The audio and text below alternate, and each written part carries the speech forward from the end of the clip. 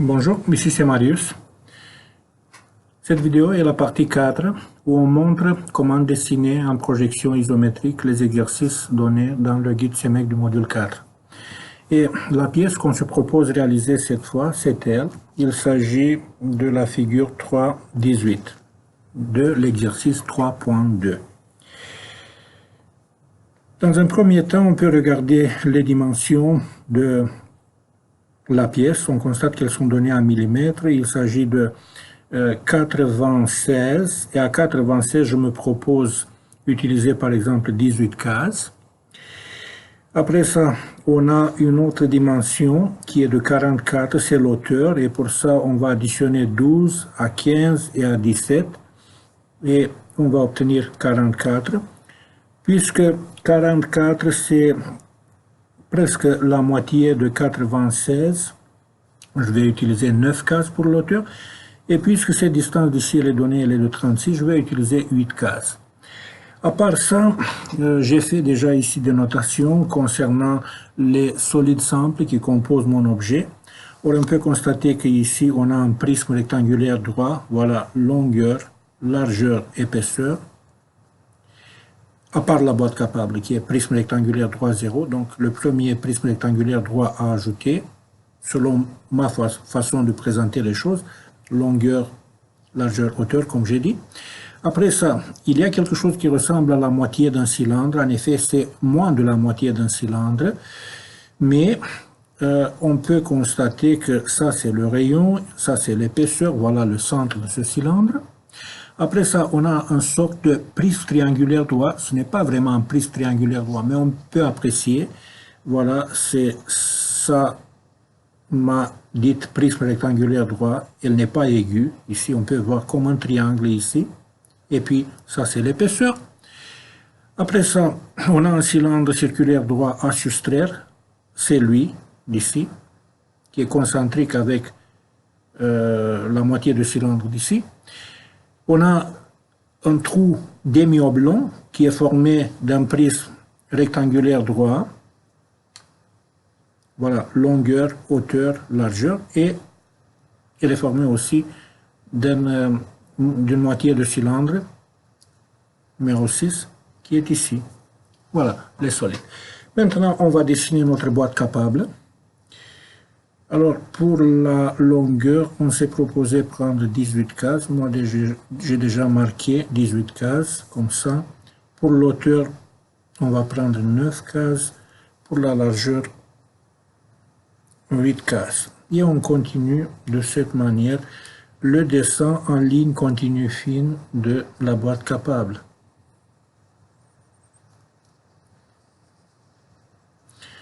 Dans un dessin technique, n'importe quel dessin technique, le dessinateur doit faire preuve de minutie, patience, minutie. Alors, rarement c'est bien de sauter les étapes que je vous présente. Il y a toujours des risques de bâcler notre travail si on saute les étapes. Voilà la boîte capable. On va continuer avec le premier prisme rectangulaire droit. On se propose par exemple prendre une hauteur de 2 cases.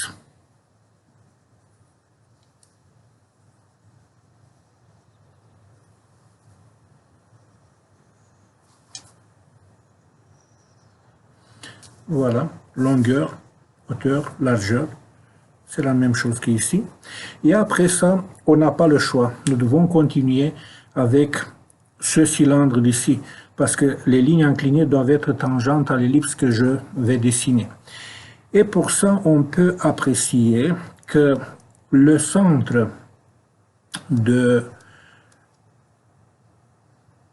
ce cylindre, cette moitié du cylindre, peut être situé par exemple à 3 cases. Or,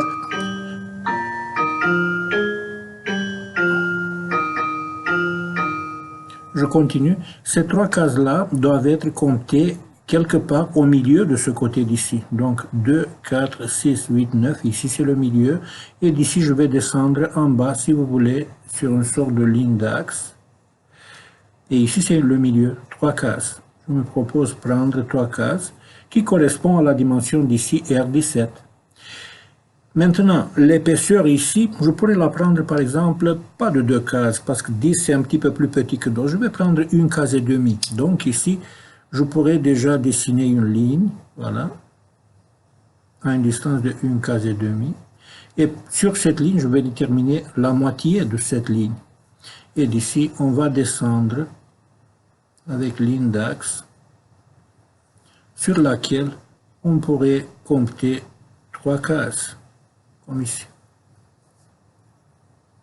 Et une fois qu'on a dessiné ça, on est déjà capable de dessiner le losange auxiliaire qui va nous aider à continuer bien notre dessin. On dessine les losanges, donc par rapport à ce point d'ici, 3 cases à gauche, 3 cases à droite. Par rapport à ce point, 3 cases en bas. Voilà mon premier losange. Et le deuxième losange, au centre, il est ici, 3 cases à droite.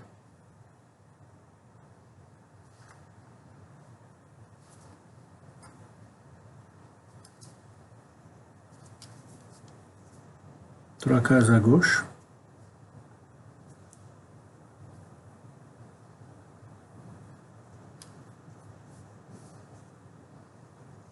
Et 3 cases en haut. Et ça, c'est la grande diagonale pour le deuxième losange. Et après ça, on commence, bien sûr, à diviser les éléments. C'est la moitié de la moitié. Et ici, quelque part, c'est le point qui m'intéresse. Voilà, la même chose ici, moitié. Et c'est ici le point qui nous intéresse. Et pour l'autre, c'est ici le point qui nous intéresse. Et voilà, ici, on peut dessiner déjà notre première ellipse qui doit être tangente au losange. Et la deuxième ellipse devrait être, on doit passer par ces points-là, donc je pourrais, disons, sauter un petit peu les étapes. Si je sais exactement vers quoi je dois me diriger.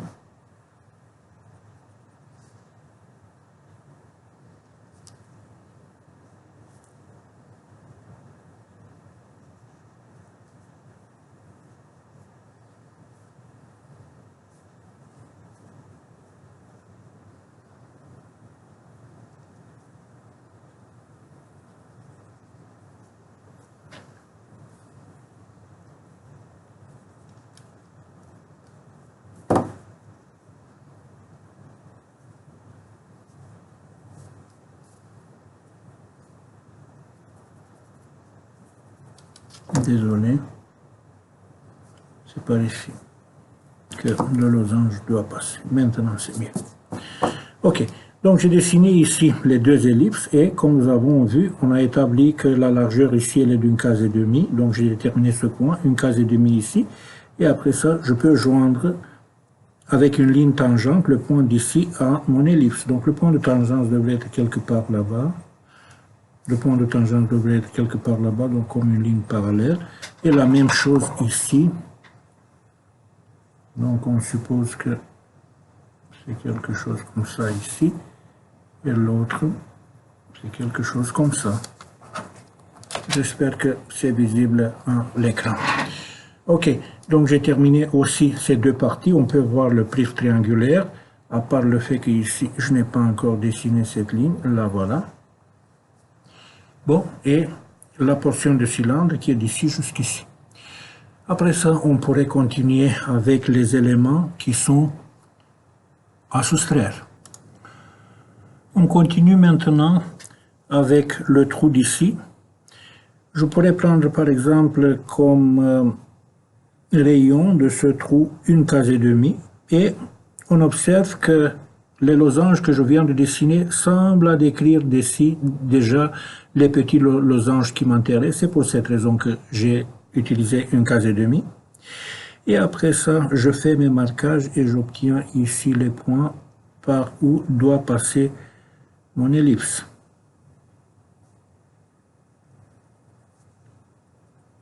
Ça, c'est une ellipse visible et l'autre, génératrice de contours cachés.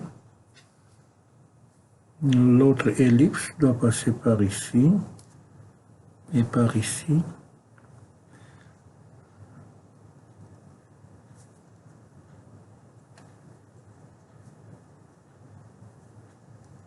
Voilà, on l'a dessiné. Maintenant, on va continuer avec le prisme d'ici. Le milieu de ce côté, ça devait être situé à 9 cases d'ici, compter jusqu'ici, 9 cases ici.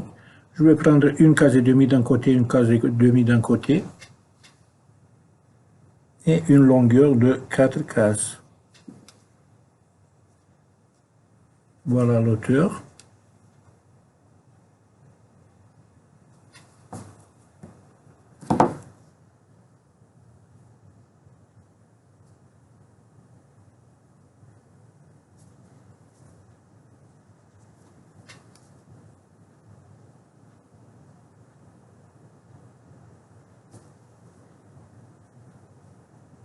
Ligne cachée.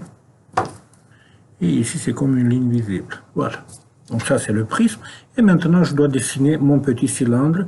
Une case et demie aussi, comme rayon. Donc ici, c'est le centre. Ici, j'ai oublié de dessiner quelque chose pour ce cylindre. Sa ligne d'axe.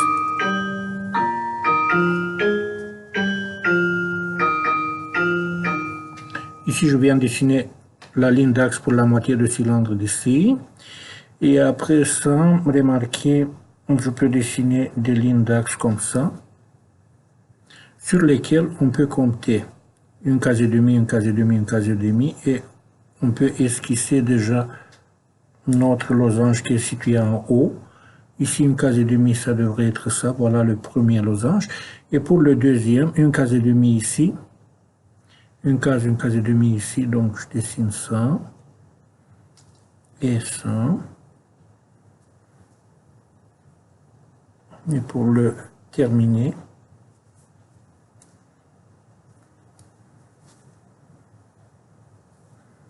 ça devrait être ici. On dessine l'axe majeur pour bien orienter l'ellipse. Après ça, on va diviser en deux. Et on va obtenir les points qui nous intéressent pour dessiner notre ellipse au complet tangente. Ici, la même chose, même si elle est cachée.